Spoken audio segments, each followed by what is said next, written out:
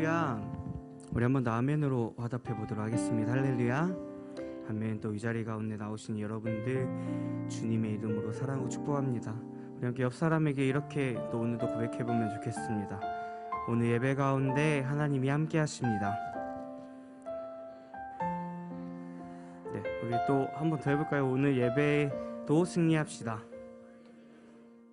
아멘. 또 오늘 또 예배 가운데 하나님께서 또 홀로 영광 받으실 줄 믿습니다. 이 시간 함께 기도함으로 함께 찬양하도록 하겠습니다. 하나님 감사합니다. 오늘 예배 가운데 또 이 자리 가운데 주 앞에 나와서 우리의 마음과 온 정성을 주님께 드리기 원합니다.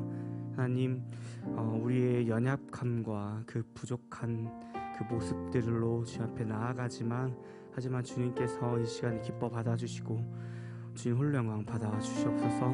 이 시간 온전히 하나님께 모든 것 맡겨드립니다. 이 시간 주님께서 예배를 주관하여 주시옵소서. 감사드리며 이 모든 말씀 우리 주 예수 그리스도 이름으로 기도했습니다. 아멘.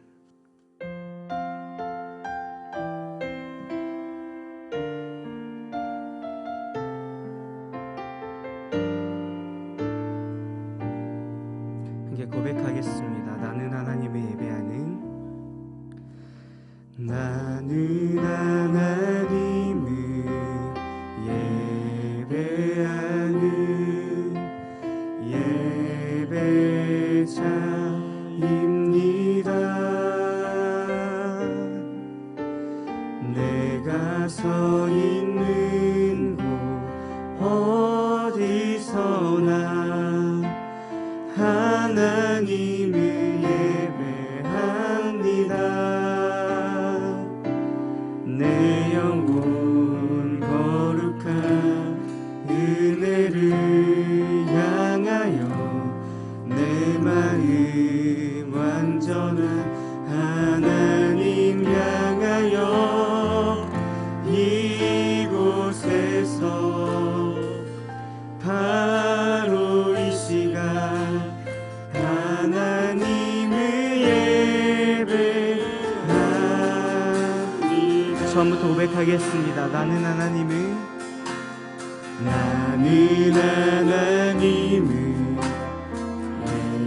예배하는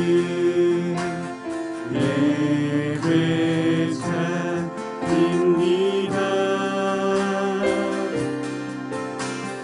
내가 서 있는 곳 어디서나 하나님을 예배합니다. 내 영혼 거룩한 은혜를 향하여 내 마음 완전한 하나님 향하여 이곳에서 바로 이 시간 하나님을 예배하는 내 영혼 거룩한 은혜를 향하여 내 영혼 거룩한 은혜를 향하여 내 마음 완전한 하나님 향하여 이곳에서 바로 이 시간 하나님을 예배. 우리 마지막으로 고백하겠습니다. 내 영혼 거룩한 은혜를 내 영혼 거룩한 은혜를 향하여 내 마음 완전한 하나님 향하여 이곳에서 바로 이 시간 하나님을 예배하는 이곳에서 바로 이 시간 이곳에서 바로 이 시간 하나님을 예배합니다. 우리 하나님 하나님께 영광의 박수 올리도록 하겠습니다. 할렐루야. 네. 이 시간 우리 함께 다 같이 자리에 일어나셔서 기쁨으로 여호와의 산에 올라 함께 찬양하시겠습니다.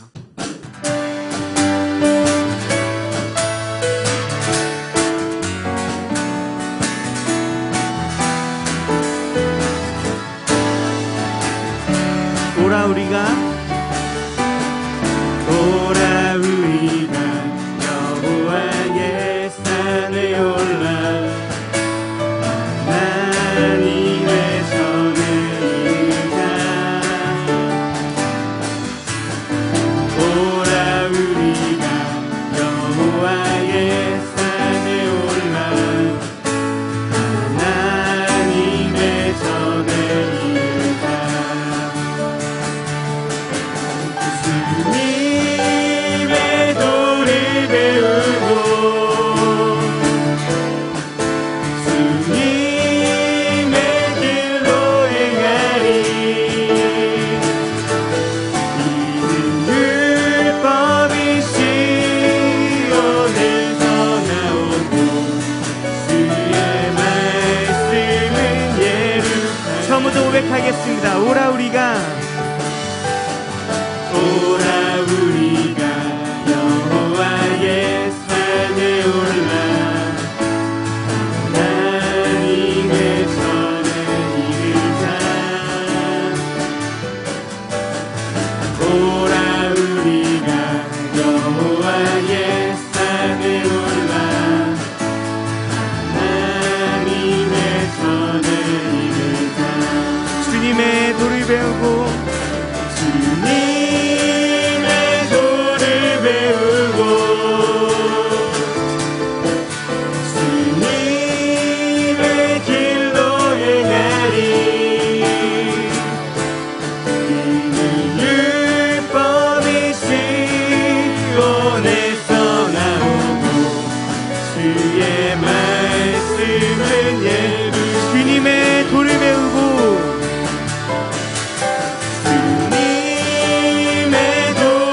배우고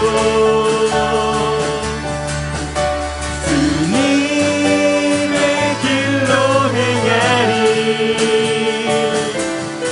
이는 율법이 시온에서 나오고 주의 말씀은 예루살렘. 지금 우리가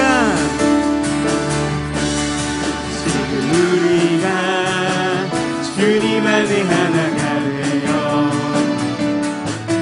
바로 주님이 원하시는 뜻대로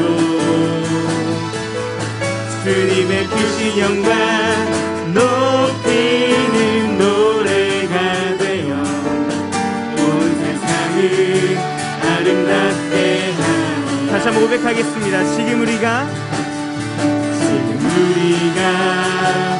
주님 안에 하나가 되어 바로 주님이 원하시는 뜻대로 주님의 크신 영광 높이는 노래가 되어 온 세상을 아름답게 하리라. 우리 모두가 그를 노래하는 아름다운 소리로 하나가 되어 바로 이곳을 더욱 아름답게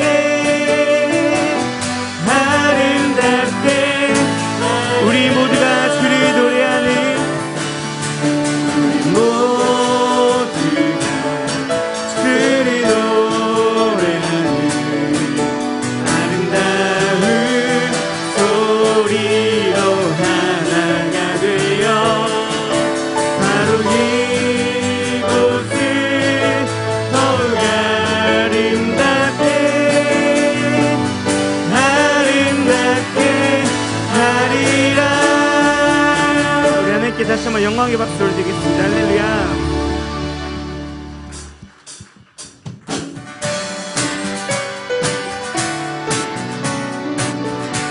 함께 고백하겠습니다. 옳은 길 따르라, 옳은 길 따르라. 의의 길, 세계 만민의 참된 길, 이 길 따라서 살기를 온 세상이 원하세.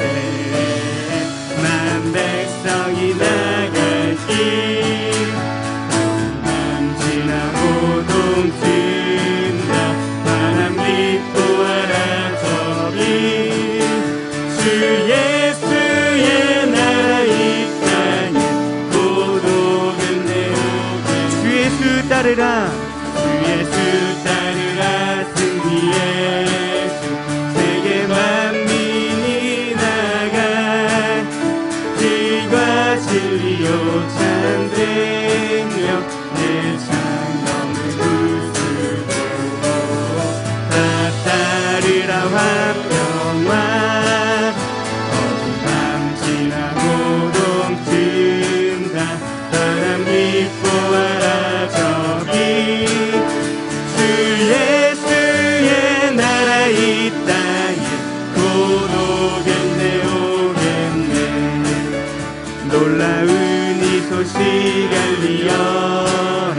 세계 만민을 구하려 내 주 예수를 보내신 참 사랑의 하나님. 만 백성이 따라 어두운 밤 지나고 동튼다.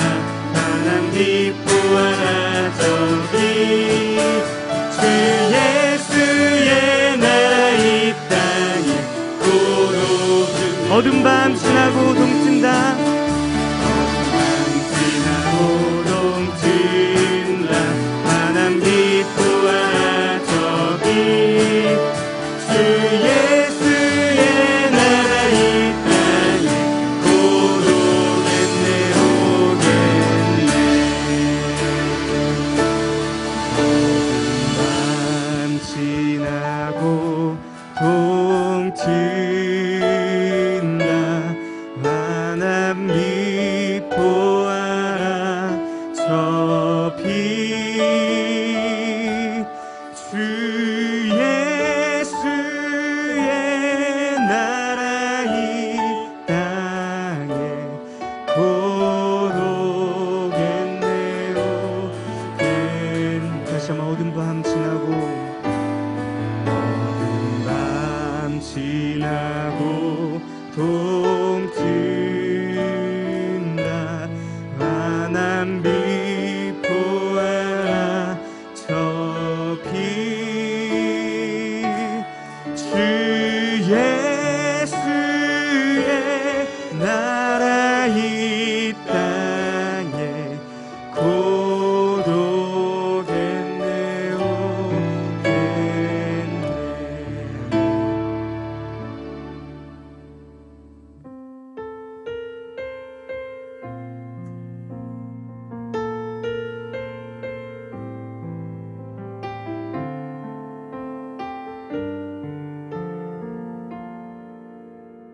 함께 고백하겠습니다. 따스한 성령님, 따스한 성령님, 마음으로 보내 내 몸을 감싸며 주어지는 평안함, 만족함을 느끼네. 사랑과 진리의, 사랑과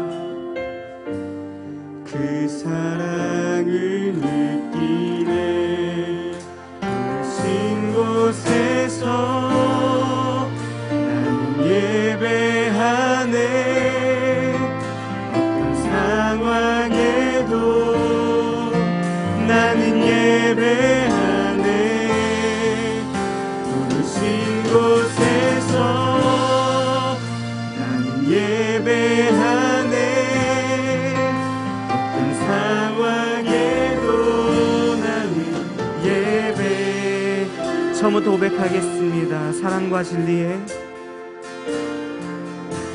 사랑과 진리에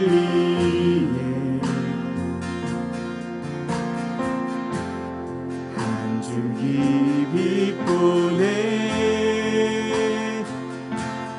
내 몸을 감싸며 주어지는 평안한 그 사랑을 느끼 부르신 곳에서 나는 예배하네. 어떤 상황에도 나는 예배하네. 부르신 곳에서 나는 예배하네.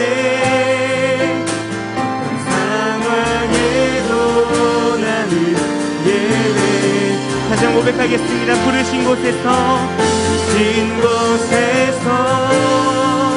나는 예배하네. 어떤 상황에도 나는 예배하네. 부르신 곳에서 나는 예배하네. 어떤 상황에도 나는 예배. 내가 걸어갈 때 길이 되고 내가 걸어갈 때 길이 되고 살아갈 때 삶이 되는 그곳에서 예배하네. 내가 걸어갈 때 길이 되고 살아갈 때 삶이 되는 그곳에서 예배하네. 부르신 곳에서 나는 예배하네. 어떤 상황에도 나는 예배하네. 부르신 곳에서 나는 예배하네. 어떤 상황에도 나는 예배. 잠잠히 고백하겠습니다. 부르신 곳에서 나는 예배하네. 어떤 상황에도 나는 예배하네. 부르신 곳에서 나는 예배하네. 어떤 상황에도 나는 예배하네. 함께 기도하겠습니다. 기도할 때 하나님 우리 부르신 이 자리에서 주님을 예배합니다. 이 시간 주님 함께 해주시고 우리가 온전히 모든 상황과 나의 마음을 다 내려놓고 주님을 바라보기 원하오니 이 시간 우리를 주관하여 주시고 예배를 주관하여 주시고 온전히 주님만 믿음으로 바라볼 수 있도록 이 시간 함께하여 주시옵소서. 우리 함께 이 기도 제목까지 함께 기도하도록 하겠습니다. 하나님 감사합니다. 이 시간 주님 예배를 주관하시기 원합니다. 온전히 주님만 바라보고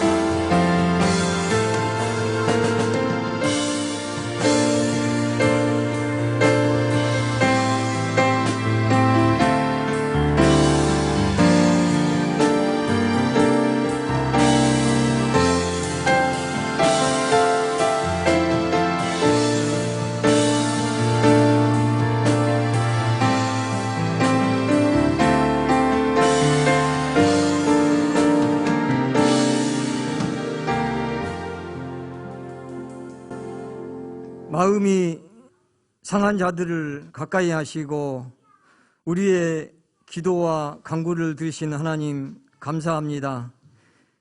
칭찬을 할 만한 것이 없는 저희들 것만 사랑하여 주시고 어떠한 상황에도 예배하게 하시니 감사합니다. 아버지 하나님 홀로 영광 받아 주시옵소서. 너희 수고하고 무거운 짐진 자들아 다 내게로 오라. 내가 너희를 편히 쉬게 하리라.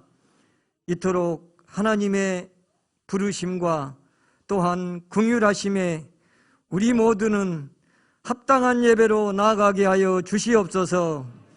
내 구주를 영접하는 기쁨 충만한 날 되게 하여 주시옵소서.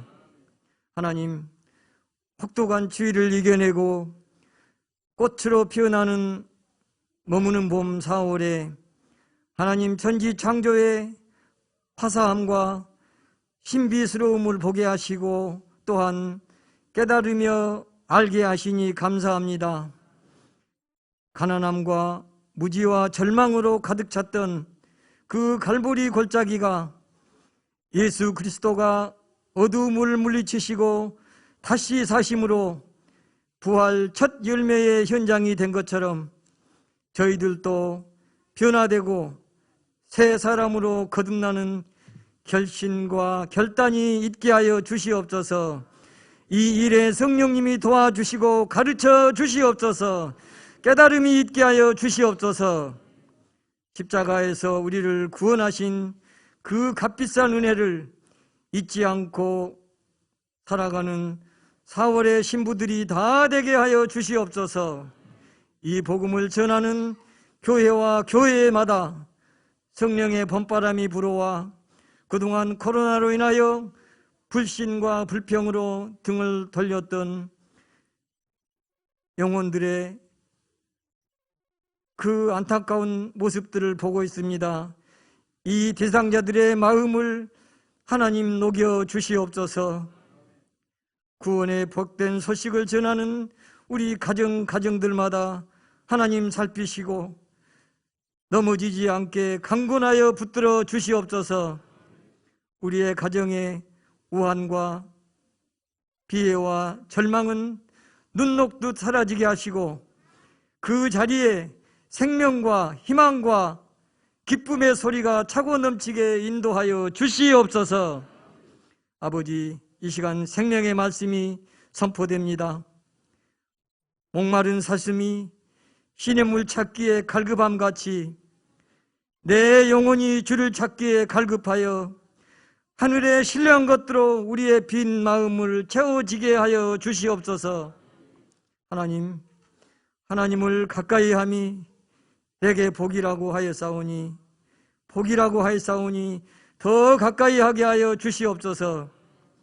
아침에 주의 인자하심이 우리를 만족하게 하시고 우리 샘물 가족들이 일생 동안 즐겁고 기쁨으로 살아가게 하나님 인도하여 주시옵소서. 예수님 이름으로 기도드리옵나이다.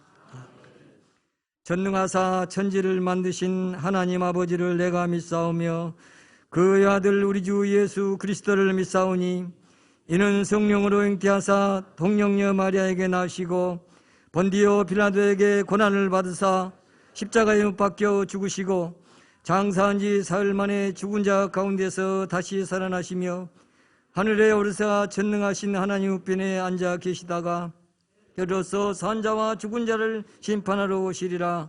성령을 믿사오며 거룩한 공회와 성도가 서로 어떠하는 것과 죄를 사하여 주시는 것과 몸이 다시 사는 것과 영원히 사는 것을 믿사옵나이다. 아멘.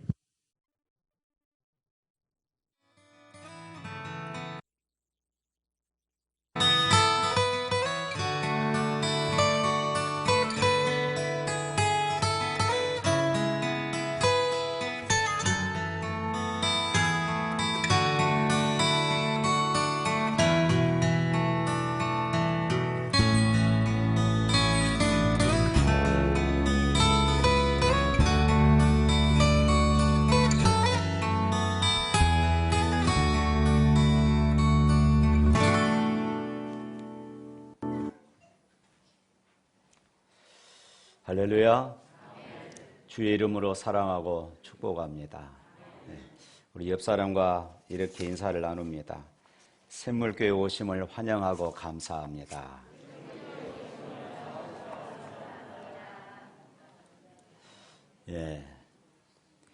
교회 소식 알려드리겠습니다.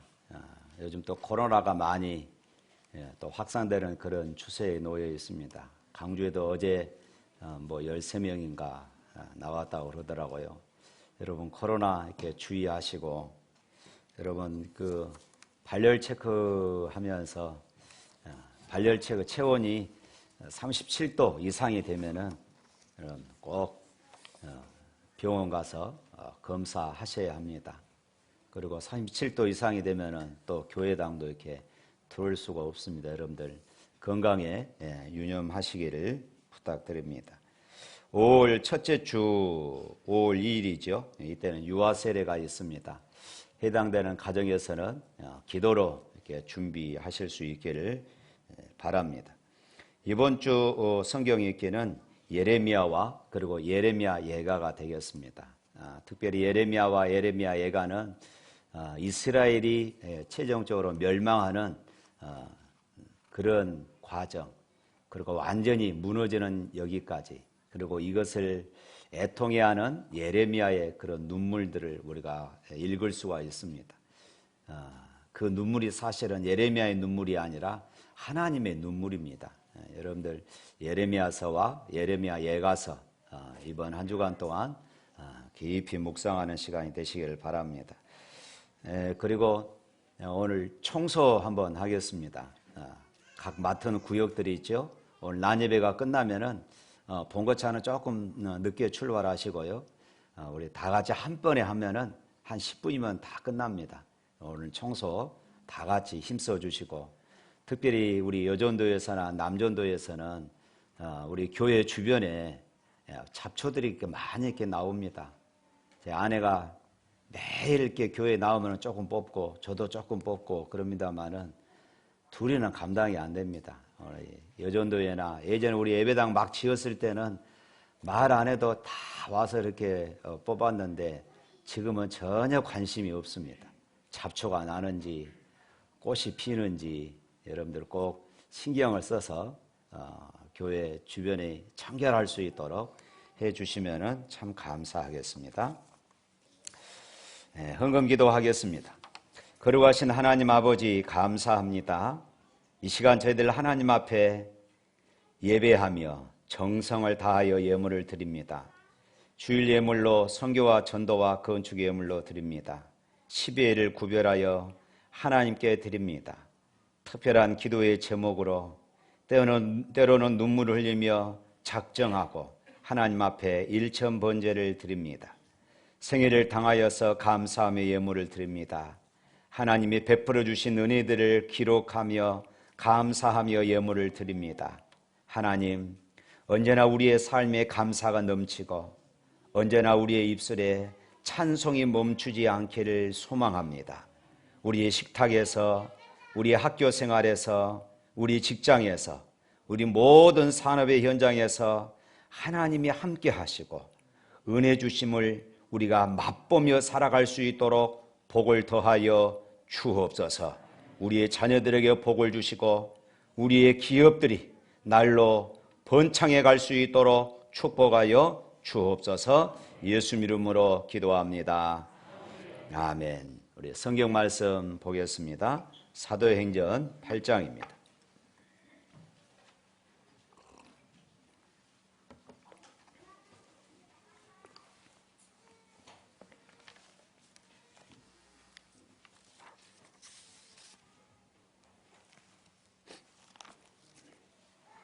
사도행전 8장 1절부터 13절에 있는 말씀까지 보겠습니다.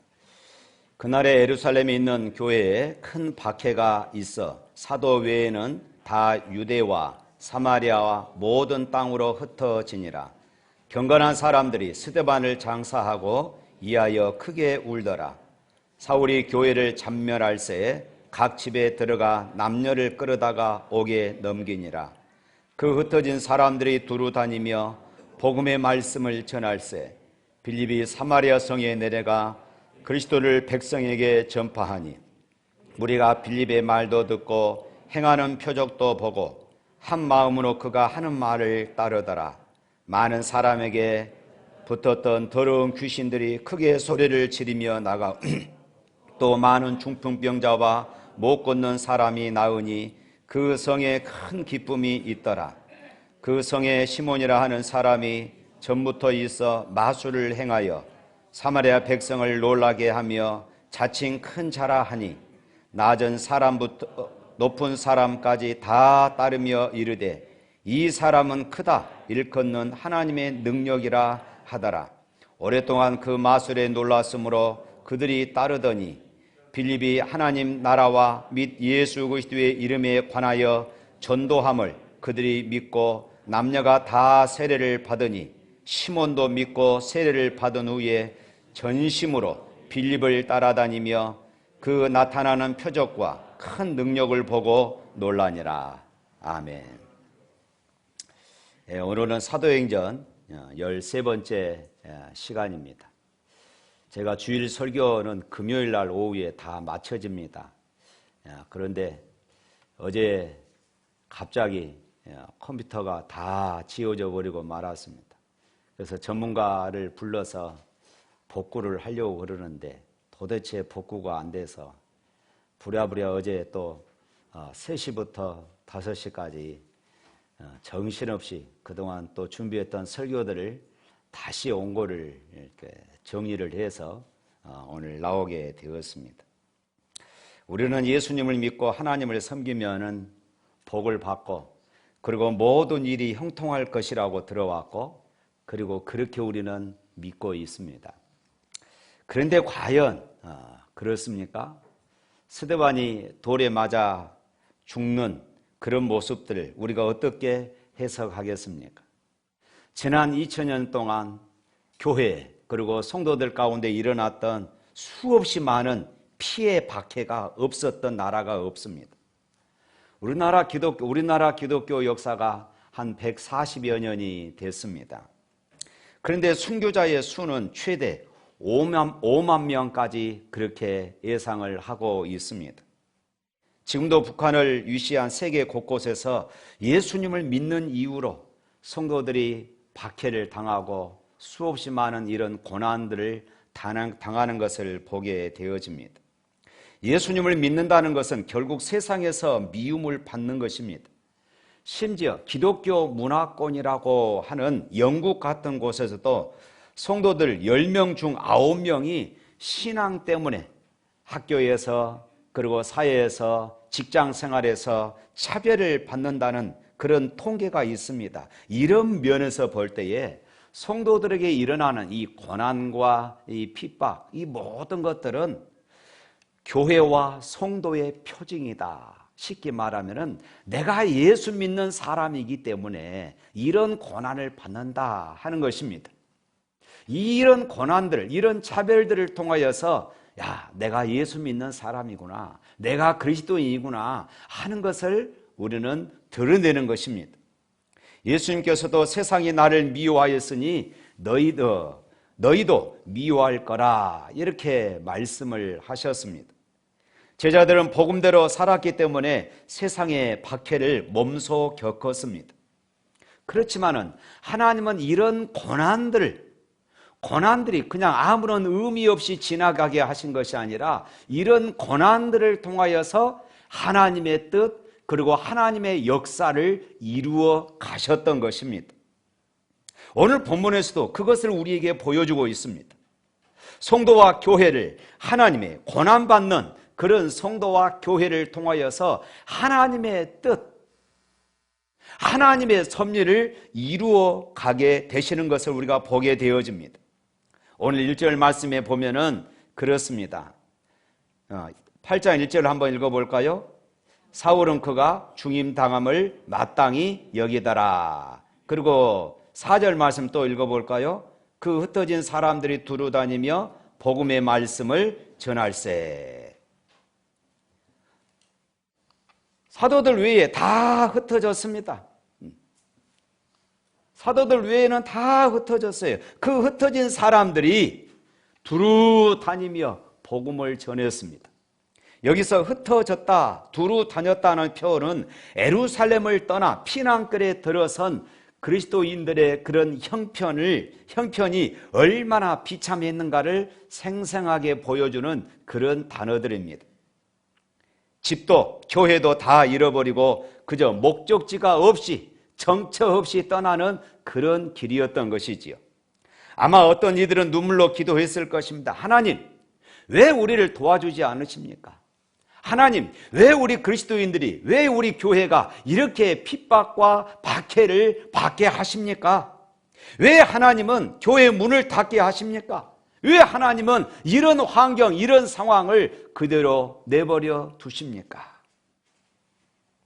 그들은 고난도 두렵고 침묵만 하고 계시는 그 하나님에 대해서 어쩌면 답답해하고 어쩌면 불평하는 그런 이들도 있었을 것입니다. 더군다나 예루살렘 교회는 문제가 많은 교회가 아니었습니다. 예루살렘 교회는 거룩한 교회였잖아요. 예루살렘 교회는 은혜가 충만한 교회, 성령이 충만한 그런 교회였습니다. 예루살렘 교회는 복음의 능력을 마음껏 누리고 사는 그런 교회였습니다. 그런데 환란이 웬일입니까? 핍박이 무슨 날벼락입니까? 그것도 보통 고난이 아닙니다. 수없이 많은 그리스도인들이 잡혀가고 죽임을 당하는 이런 어처구니 없는 일들이 일어납니다. 왜 이래야 합니까? 예수 믿고 성령 충만하고 예수 잘 믿어서 복 받으려고 하는데 이것이 무슨 복입니까? 오늘 같은 때에 이런 일들이 있다면 여러분 뭐라고 하십니까? 여러분들은 뭐라고 하시겠습니까?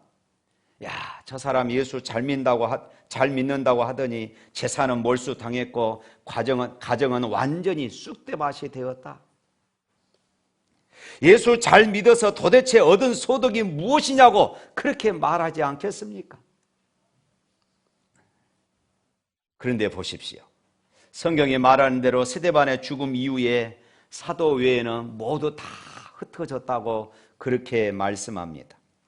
그들은 두려워서 유대로 사마리아로 그리고 각처로 그렇게 흩어졌습니다. 도망갔습니다. 여기서 흩어진다는 말은 집을 떠난다는 말입니다. 재산은 몰수당한 채 정든 고향을 떠나야 했습니다. 그들은 지금 안정된 사회를 떠나서 정처도 없고 기약도 없이 그저 목숨 하나 부지하기 위해서, 목숨 하나 지키기 위해서 그렇게 떠나야 했던 것입니다.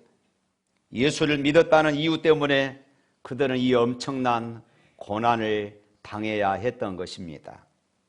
이것만이라면 그래도 괜찮습니다. 그런데 오늘 말씀에 보니까 그들이 예루살렘을 벗어났기 때문에 이제는 목숨을 건졌다. 이제 목숨만은 지킬 수 있었다.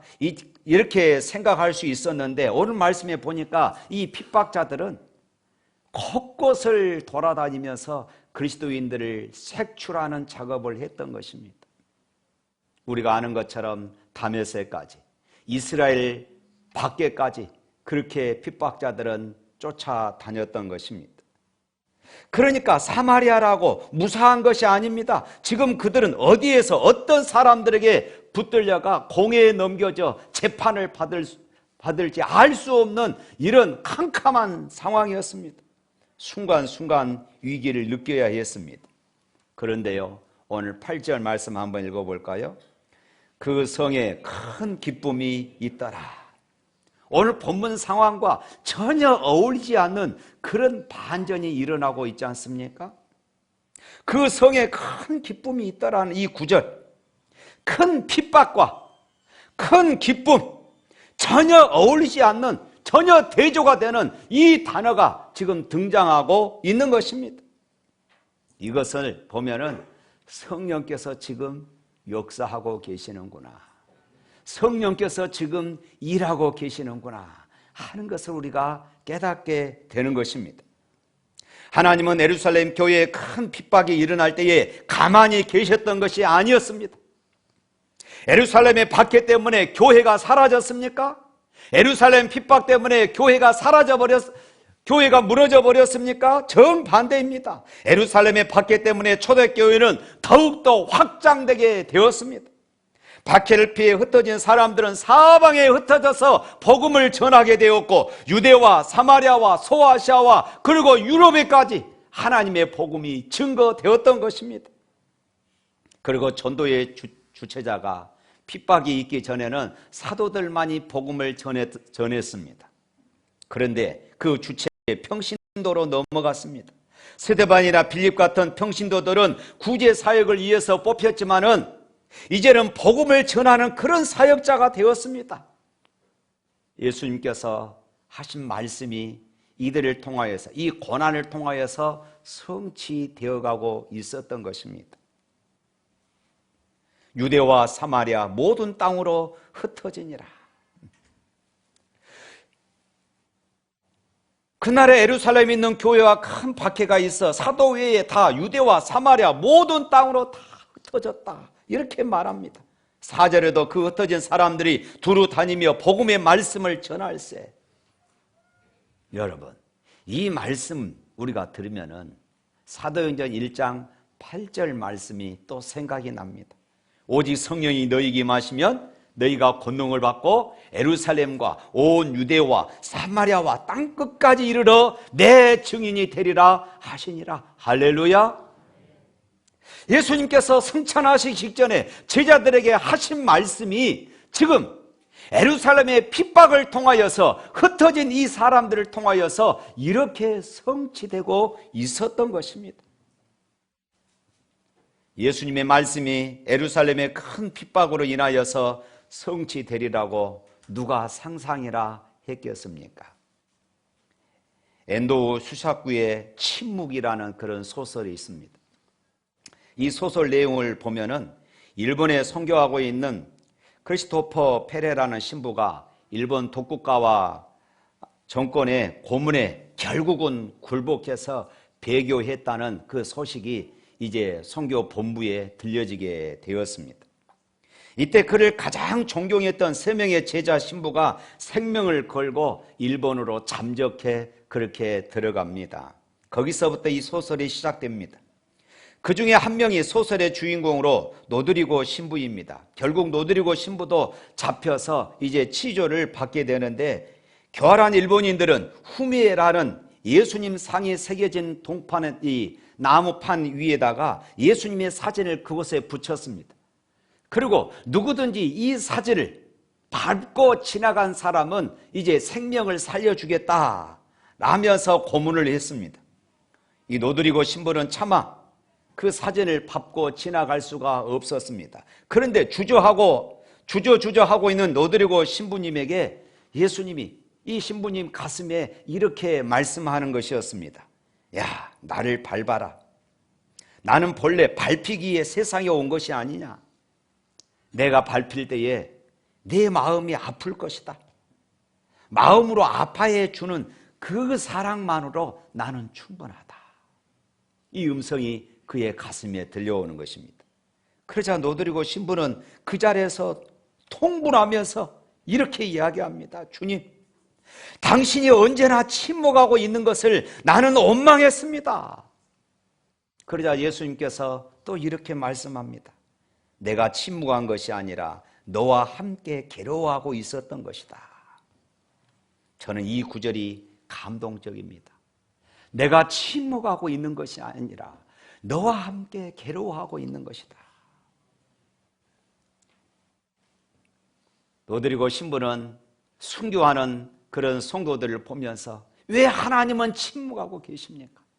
왜 하나님은 이들의 생명을 지키지 않으십니까? 끊임없이 이렇게 외쳤습니다. 그런데 주님이 말씀합니다.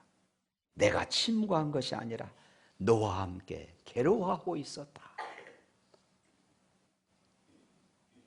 하나님은 우리가 고통당할 때에 침묵하는 것이 아닙니다. 우리의 고통의 현장에 함께 계시는 것입니다. 하나님은 우리가 즐거워할 때 함께 즐거워하시는 분. 그렇지만 우리가 힘들어하고 우리가 괴로워하고 우리가 한숨 지을 때에 하나님은 동일하게 우리와 함께 한숨 짓고 우리와 함께 괴로워하시고 우리와 함께 통곡하시는 하나님이십니다.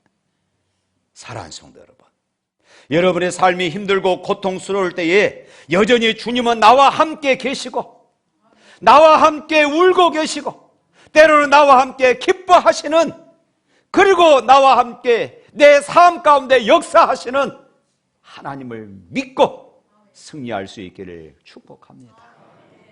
예루살렘 교회에 큰 핍박이 일어나서 성도들이 예루살렘에서는 도무지 살지 못해서 피난을 가게 됐는데 온 유대와 사마리아와 땅끝까지 그들이 흩어지면서 예수님의 증인이 되고 교회가 곳곳에 세워지게 되었습니다.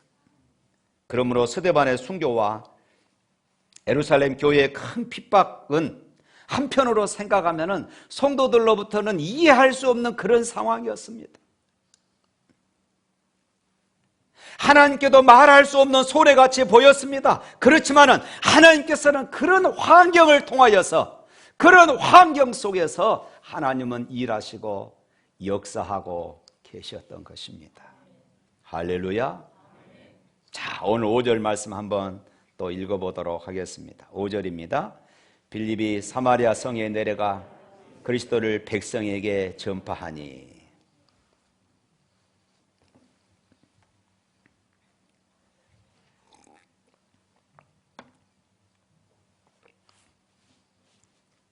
빌립이 사마리아로 갔다고 했는데 이것은 당시에 빌립이 얼마나 다급했는가, 얼마나 자기 생명을 지키기 위해서 급하게 도망갔는가 하는 것을 엿볼 수 있는 그런 대목입니다. 큰 핍박이 아니었다면 결코 유대인들이 사마리아로 갈 수가 없습니다. 왜냐하면 당시에 이 사마리아는 같은 유대 땅이지만은 사마리아와 유대인들, 사마리아 사람들과 일반 유대인들 사이에는 말할 수 없는 그런 미움과 그리고 분노가 섞여 있기 때문입니다. 누가복음 9장 52절 이하에 보면은요, 예수님과 제자들이 예루살렘으로 올라가면서 사마리아를 통과해서 예루살렘으로 가고자 했던 것입니다. 그런데 사마리아 사람들이 그것을 가로막았어요. 그래서 예수님과 제자들, 예수님 일행이 예루살렘을 올라가면서 사마리아를 통과해서 빨리 예루살렘을 올라가야 하는데 그렇게 하지 못하고 사마리아를 돌아서 그렇게 해서 예루살렘으로 올라가시는 장면이 기록됩니다. 당시에 야고보와 요한이 얼마나 화가 났던지 이렇게 말합니다. 주여, 우리가 불을 명하여 하늘로 쫓아내려 저들을 멸하라 하기를 원하시나이까? 불의 심판을 사마리아 땅에 퍼부읍시다. 이들을 다 죽여버립시다. 세상이 이렇게 이야기를 해요. 아마 예수님도 그런 마음을 가졌을 것이라고 제자들은 이렇게 생각을 했던 것입니다. 그 정도로 사마리아 사람들로부터 지금 배척을 받고 수모를 당했던 그런 기록이 있습니다.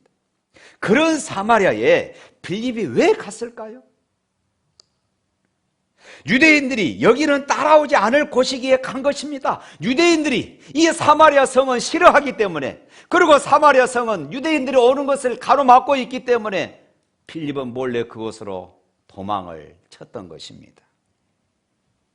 그런데요, 성경은 참 놀랍게 이 부분을 설명하기를 빌립이 사마리아로 이렇게 피난 갔다고 그렇게 말하지 않고 빌립이 사마리아에서 전도했다, 이렇게 기록하고 있는 것입니다. 마치 전도 여행을 간 것처럼 그렇게 기록해요. 우리 5절 말씀 한번 읽어볼까요? 5절 말씀. 빌립이 사마리아 성에 내려가서 그리스도를 백성에게 전하니.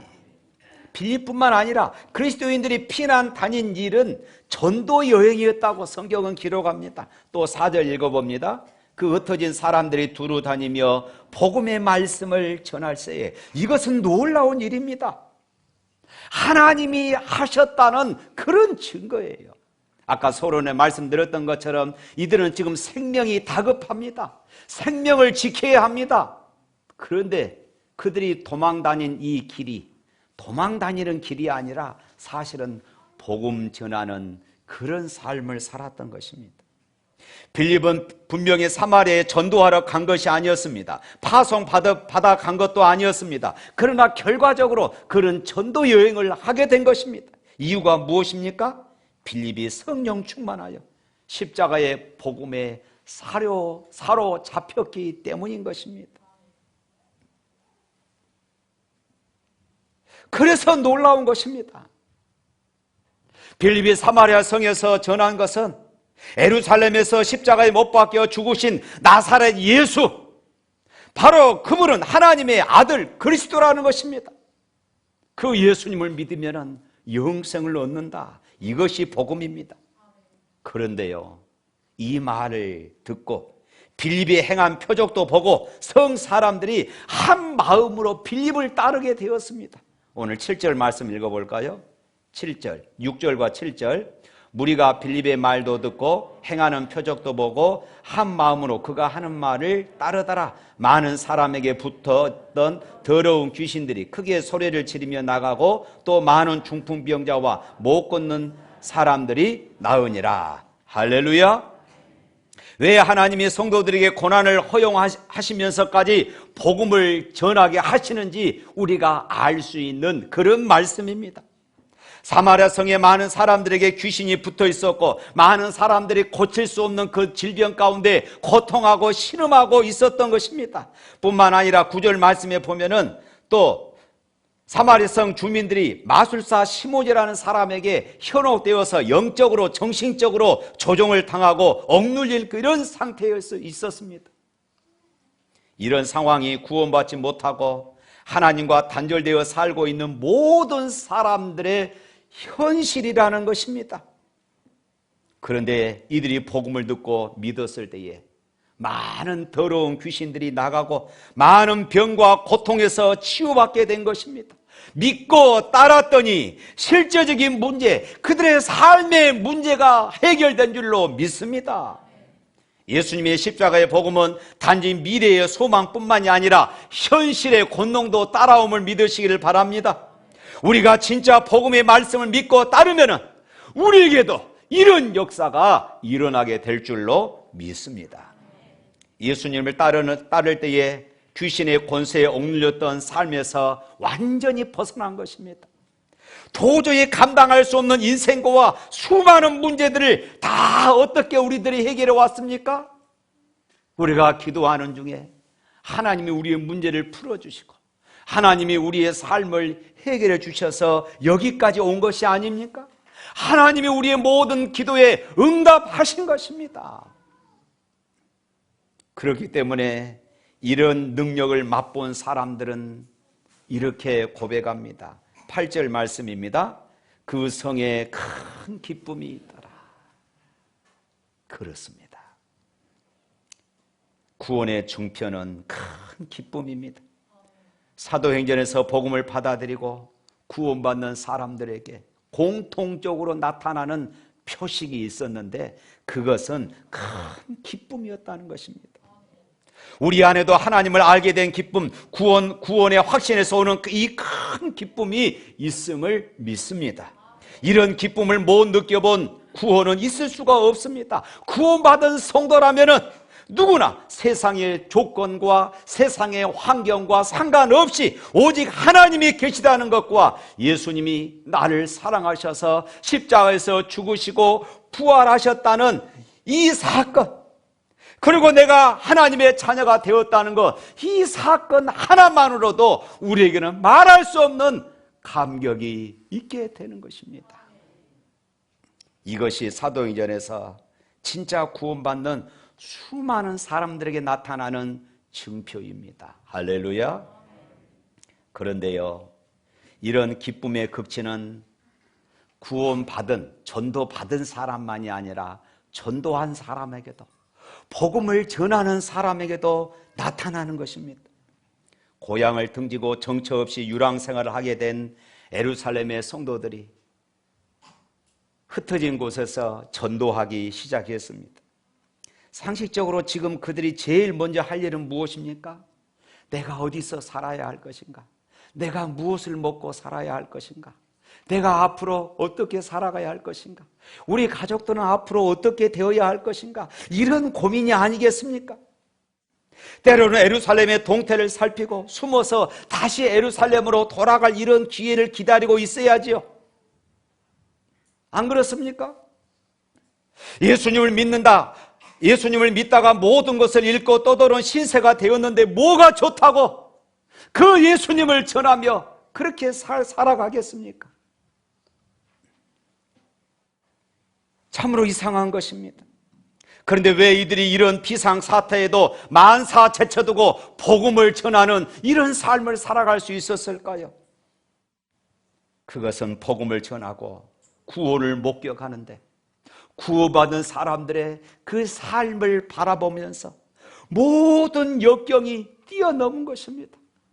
모든 자기 인생의 그런 고민들, 근심들, 슬픔들이 다 사라진 것입니다. 할렐루야. 복음을 전하는 사람에게는 이처럼 환경과 문제를 능가하는 더 큰 기쁨을 하나님께서 허락하시는 것입니다. 사랑하는 성도 여러분, 빌립은 자신의 처지를 생각하지 않고 그들에게 예수 그리스도를 전했고 역사는 일어났습니다. 그래서 빌립의 피난길이 전도 여행이 된 것입니다. 그는 선교사로 파송을 받은 것은 아니지만은 그의 삶은 선교사의 삶이었던 것이에요. 전도해라, 전도해야지 이것이 아닙니다. 성령 충만하여 십자가의 복음에 붙잡히게 되면은 삶 자체가 전도가 된다는 것입니다. 내가 전도해야지 이것이 아니었습니다. 그냥 삶 자체가 전도가 된 것입니다. 복음으로 살면은 우리가 나가는 직장도, 우리가 나가는 학교 생활도, 우리의 모든 환경도 전도자가 되는 줄로 믿습니다. 내가 출장 가는 것도 전도가 되는 것이에요. 내가 거래하는 것도 전도가 되는 것입니다. 사도행전 1장 8절의 말씀이 이루어진 것입니다. 오직 성령이 너희에게 임하시면 너희가 권능을 받고 예루살렘과 온 유대와 사마리아와 땅끝까지 이르러 내 증인이 되리라. 그래서 사마리아의 큰 구원의 역사, 큰 기쁨이 일어난 줄로 믿습니다. 언제 핍박을 당하여 피난하여야 했었는지 다 잊어버릴 정도였습니다. 무엇을 먹고 살 것인가? 내가 어디서 살 것인가? 다 잊어버리는 이런 사건이었습니다. 예루살렘 교회의 핍박 때문에 교회의 성장이 크게 일어났던 적도 없었습니다. 얼마나 신나는 일입니까? 우리가 성령 충만하여 십자가 복음으로 살게 되면은 환난도 핍박도 두려울 수가 없습니다. 예전에는 우리가 꼭 환경 따지고 사람 따지고 우리가 자리를 따졌습니다. 우리 자신이 연약하니까 그럴 수밖에 없어요. 하나님 좋은 환경 주세요. 하나님 좋은 자리로 가게 해주세요. 하나님 좋은 사람 만나게 해주세요. 하나님 성공하게 해주세요. 늘 우리의 모습은 이런 모습이었습니다. 우리가 연약하기 때문입니다. 그러나 이제는 십자가에 붙잡히고 성령 충만하게 되면 그럴 필요가 없습니다. 오히려 이렇게 찬양합니다. 푸른 바다 나서니 못 어디든지 가오리다. 괴로우나 즐거우나 주만 따라 가오리니 어느 누가 막으리까. 죽으면 늘 막으리까. 어느 누가 막으리까. 죽으면 늘 막으리까. 할렐루야. 이렇게 기도가 바뀌어지는 것이에요. 사랑하는 성도 여러분, 금년 우리 샘물교회 표어가 한 영혼입니다. 한 영혼을 내가 꼭 전도하자 하는 이런 다짐입니다. 벌써 4월이 지나가고 있습니다. 여러분, 한 영혼을 여러분들의 가슴에 품고 계십니까? 하나님은 복음을 전하는 성도들을 그냥 내버려 두지 않으십니다. 성경은 복음을 전하는 성도들에게 하나님은 특별한 대우를 하십니다. 그만큼 복음 전하는 것이 힘들고 순종하기 어렵기 때문일 것입니다. 오늘 박해를 받고 모든 것을 잃고도 복음을 전하는데 순종하는 성도들이 어떻게 되었을까요?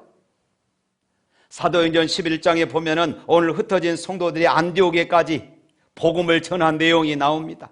이들이 주축으로 세운 교회가 바로 이 안디옥 교회였습니다. 이 안디옥 교회는 후에 바울 선교의 전쟁기지가 되어집니다. 또 나중에는 가뭄으로 여러 어려움을 당한 예루살렘 성도들에게 구제 헌금을 보내는 주도적인 역할을 했던 교회가 바로 또한 이 안디옥 교회였던 것입니다. 그들은 여러 곳에서 이런 교회들을 세우고 신앙의 지도자들이 되어서 정착했던 것입니다. 사마리아 성에서 전도했던 빌립은 또한 어떻게 됐을까요? 사도행전 21장에 보면은 빌립이 이때 당시에 가장 부유했던 도시가 가이사라였습니다. 그곳에 정착하게 되어집니다. 그리고 바울이 20년이 지난 이후 3차 전도 여행을 마치고 예루살렘으로 돌아갈 때에 이 빌립 집사의 집에 머물게 되어집니다. 생각해 보십시오. 사울의 박해로 예루살렘을 떠났던 빌립이 바로 그 사울이 변한 그 바울 일행을 자기 집으로 초청하고 바울과 동역자가 되어서 그를 영접한 이 일이 얼마나 놀랍습니까? 뿐만 아니라 빌립의 네 딸들은 모두 다 예언자로서 복음을 전하는 그런 사역자로 헌신하게 되어집니다. 이 정도면 모든 것을 버리고 복음을 전했던 빌립 집사를 하나님이 충분히 축복하신 것 아닙니까? 사랑하는 성도 여러분, 고난을 통해서 구원의 역사를 이루시는 하나님의 섭리를 우리는 완전히 다 이해할 수는 없을 것입니다. 스데반 집사는 박해를 받고 순교했지만은 그러나 그 결과로 사마리아 성은 큰 기쁨을 얻게 되었습니다. 때로 마음으로 울고 견디기 힘든 고난을 지날 때도 있지만은 그 울음은 곧 주 안에서 큰 기쁨이 되게 하실 줄로 믿습니다. 우리 찬양하겠습니다.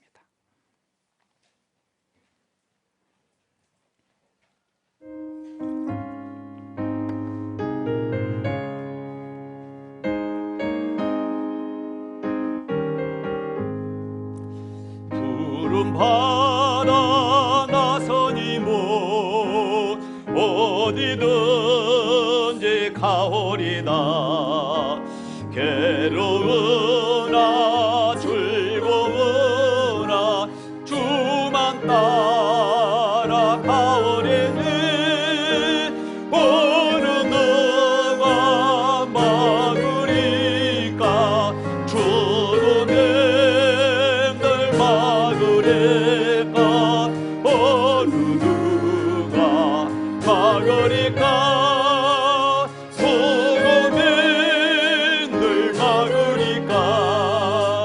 악을 골자 빈들에도 복음 들고 가오리다. 소돔 같은 거리에도 사랑 안고 찾아가서 총에 손에 지닌 것도 아끼고 종의 몸에 지닌 것도 아낌없이 드리라. 종이 영광 모든 것에 주님 홀로 받으소서. 멸시천대 십자가는 제가 지고 가오리다. 이름 없이 빛도 없이 감사하며 섬기리다. 이름 없이 빛도 없이 감사하며 섬기리다.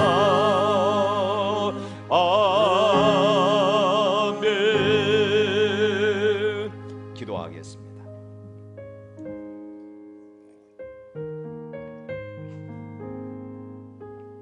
하나님 아버지, 우리가 고난을 당하고 환난을 당할 때에 우리는 언제나 이렇게 기도합니다. 하나님, 왜 침묵하고 계십니까? 하나님, 왜 나를 이런 지경에 내버려 두십니까? 그렇지만 하나님은 그런 상황 가운데서도 나와 함께 하셨음을 믿습니다. 내가 승리하고 내가 성공하고 기뻐할 때도 하나님은 기뻐하셨지만 내가 남몰래 흐른 눈물 가운데서도 주님은 울고 계셨고, 내가 고통당할 때에 주님은 함께 고통당하시며, 내가 괴로울 때에 주님도 함께 괴로워하시며 우리 인생 가운데 일하고 계시며 역사하셨음을 믿습니다. 하나님, 우리가 부족하고 연약하여서 고난 가운데 일하시는, 고난 가운데 역사하시는 하나님의 섭리를 다 이해할 수 없지만 하나님, 이제 오늘 말씀을 통하여 할 것 같습니다. 하나님, 이제는 우리의 기도가 성공하고 승리하는 자리에서 뿐만 아니라 실패하고 눈물 흘리고 고통당하는 이런 상황 가운데서도 여전히 일하시고 여전히 섭리하시며 여전히 역사하시는 하나님을 붙잡고 찬송하며 살아가는 삶이 되게 하여 주시옵소서. 우리의 고난을 통하여 하나님의 놀라운 역사가 일어날 것을 기대합니다. 예수님 이름으로 기도합니다. 아멘. 주 예수 그리스도의 은혜와 하나님 아버지의 무한하신 사랑과 성령의 감동하시고 교통하신 역사가 성공 가운데, 승리 가운데서만 계시는 것이 아니라 실패 가운데, 고난 가운데, 눈물 가운데서도 나와 함께 괴로워하시며 눈물을 흘리시며 하나님의 역사를 이루어가시는 하나님을 붙잡고 찬송하며 하나님의 역사를 이루기를 소망하는 주의 백성들 머리 위에 영원토록 함께 있을지어다. 아멘.